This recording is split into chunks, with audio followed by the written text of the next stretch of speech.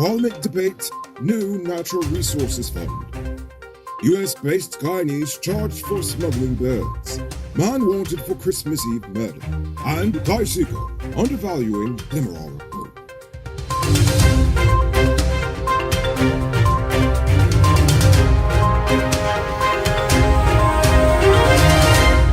I'm Enrico Bulford, and this is Uncut News. Do you see news happening? Send us a tip on WhatsApp at 592-659-6151. Today, the government is expected to pass the proposed Natural Resources Fund, despite widespread public concerns about the lack of public input. While the Private Sector Commission and the Georgetown Chamber of Commerce and Industry both support the passage of a new Natural Resources Fund, they have both admitted that a bill of this magnitude should be subject to public consultation first. Nonetheless, the bill is currently up for debate in Parliament. I'll let you know the results of that tomorrow. On Wednesday, the government agreed to support 10 of 14 amendments proposed by the opposition to the Local Content Bill.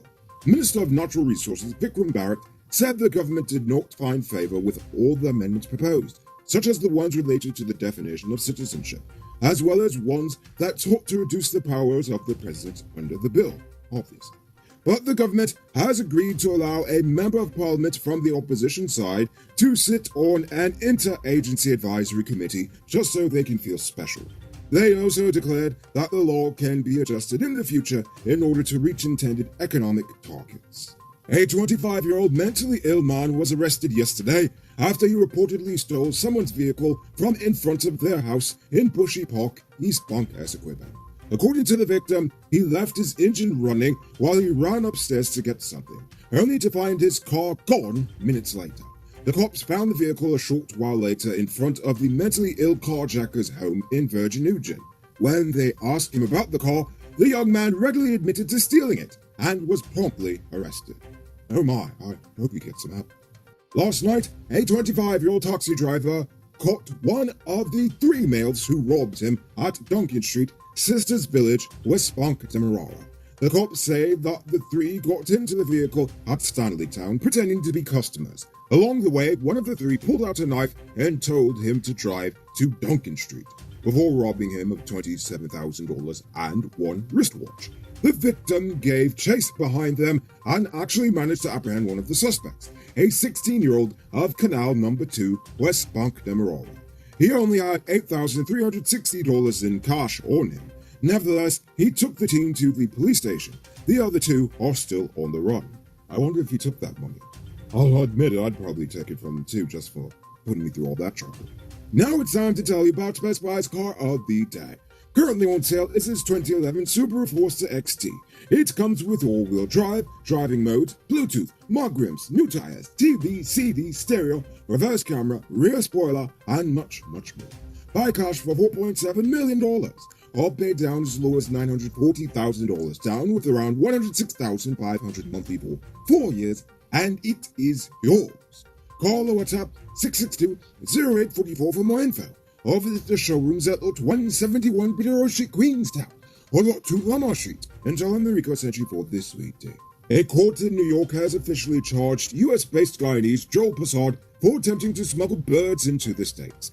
Passard was caught with the birds in his suitcase at the JFK airport back in August. He pleaded guilty to the offense, but during the proceedings, Passard's lawyer told the court that his client cannot read. When he was asked if he can't read English, he responded no, he cannot read at all. According to the New York Post, changes were made to the documents that said they had been read, because clearly they were not read because this man could not read. Anyway, he's facing a possible 12-month sentence in jail, but it is unclear if he will be deported for the offense. He will be sentenced officially on April 21st, 2022. 7 persons were injured following an accident along the main road at New Amsterdam Berbice on Sunday. Shortly after midnight, the 21-year-old driver of a black Nissan Juke lost control of his vehicle and collided into a concrete-based structure because he was drunk. The driver and the 6 other occupants were injured with minor cuts, bruises, and lacerations. All but one occupant was treated and discharged from the hospital. He remains hospitalized, while the driver was arrested for drunk driving. So young, so stupid, so lucky he didn't kill anyone. Ezekiel Hawker, also known as Alpha, is wanted by the police for questioning in relation to the murder of 28-year-old Dion Charles, who was gunned down on Christmas Eve night at James Street, Alboys Town, Georgetown. Hawker's last known address is 246 Forshaw Street, Queenstown, Georgetown. According to reports, Charles was standing on the corner of James Street when two men got out of a white Axio, reportedly shot him, and then drove away. Anyone with information that may lead to the arrest of Ezekiel Hawker is asked to contact the police, as your tip can help take a killer off the streets. You can move into your very own luxury home in 2022. Lenora Estate West Coast Demerara Properties could have you saying goodbye to your landlord in no time.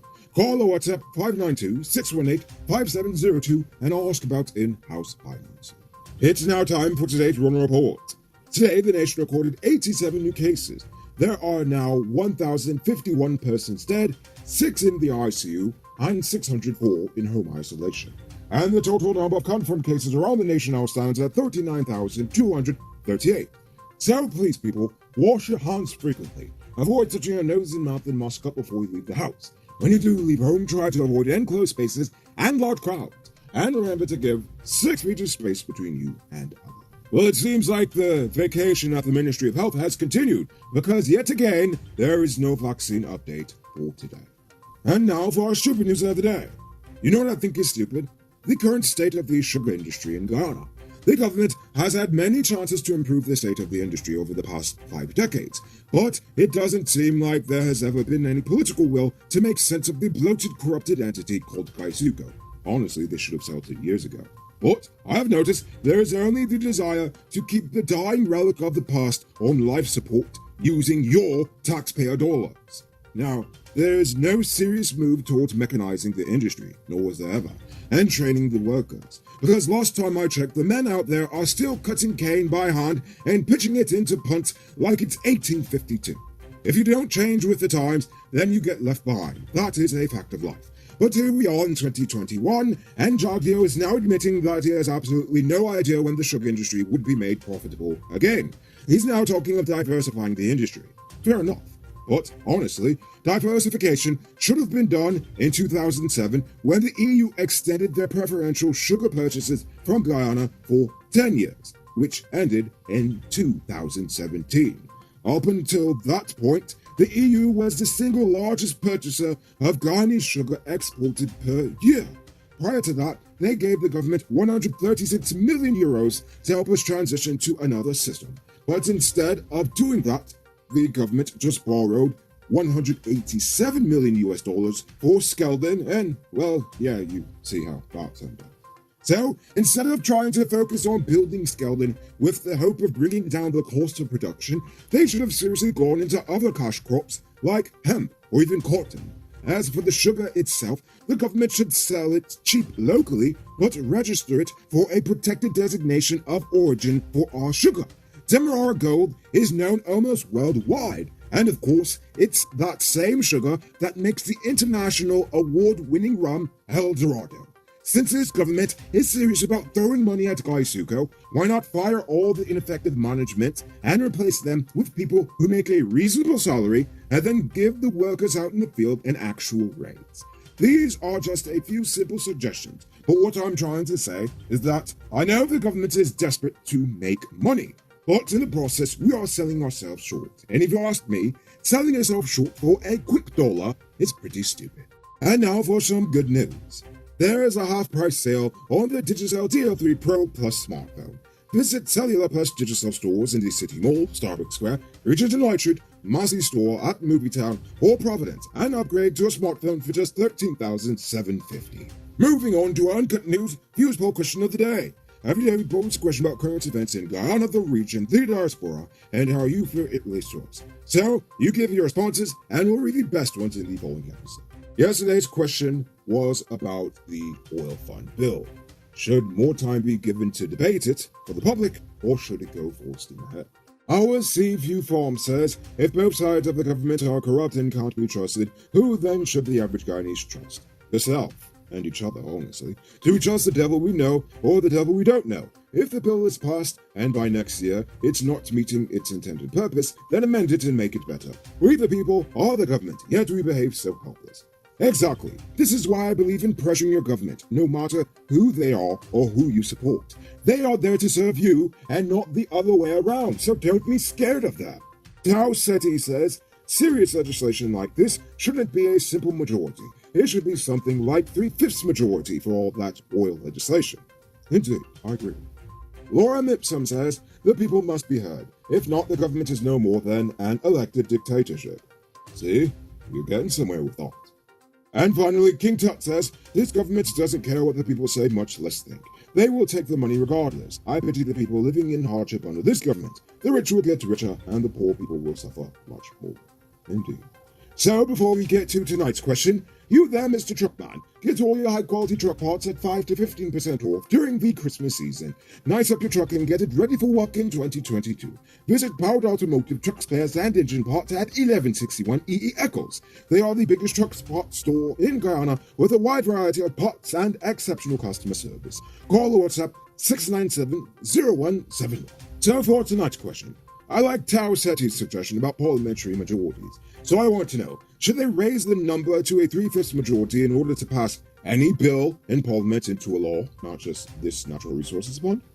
Think about that question, tell us in the comments below. If your response is good enough, we just might feature it in the next episode. Anyway, that's all the time we have for tonight, and check us out tomorrow for another. Until then, I'm Rico Bulford saying good night, folks.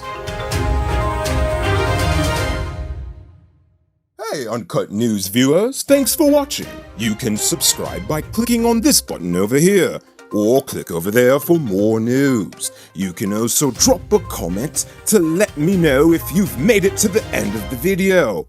Goodbye for now.